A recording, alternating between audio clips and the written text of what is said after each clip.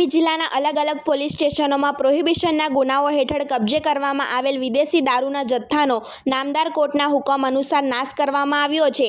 આ કામગીરી અંતર્ગત વર્ષ 2026માં તારીખ 1/1/2026થી તારીખ 31/5/2026 સુધીના સમયગાળા દરમિયાન પકડાયેલ મુદ્દામાલનો નિકાલ કરવામાં આવેલ છે। તાપી જિલ્લાના કુલ 6 પોલીસ સ્ટેશનમાં પકડાયેલ અલગ અલગ બ્રાન્ડની કુલ 26,167 દારૂની બોટલો કે જેની કુલ અંદાજિત કિંમત ₹67,49,830 થાય છે તેના પર રોલર ફેરવીને નાશ કરવામાં આવ્યો હતો। ત્યારે આ મામલે ડીવાયએસપી પીજી નરવડે દ્વારા વધુ શું માહિતી આપવામાં આવી તે જોઈએ।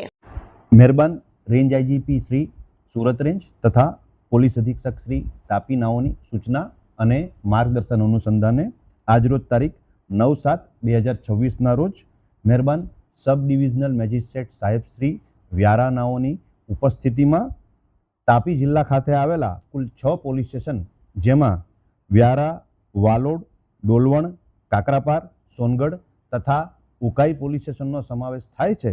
આ 6 પોલીસ સ્ટેશનમાં પ્રોહિબિશનના ગુનામાં પકડાયેલ મુદ્દામાલ જેમાં 29,167 નંગ બોટલ જેની કુલ કિંમત ₹67,49,833ના મુદ્દામાલનો આજરોજ બાજીપુરા ખાતે નાશ કરવામાં આવેલ છે અને આ કાર્યવાહી દરમિયાન નશાબંધી અને આબકારી વિભાગ તથા ફાયર ફાઇટર અને મેડિકલ ટીમને ઉપસ્થિત રાખવામાં આવેલ અને આ ઉપરાંત તમામ 6 પોલીસ સ્ટેશનના પોલીસ ઇન્સ્પેક્ટર શ્રી તથા એસડીપીઓ નિઝરની હાજરીમાં સદર મુદ્દામાલનો નાશ કરવામાં આવેલ છે।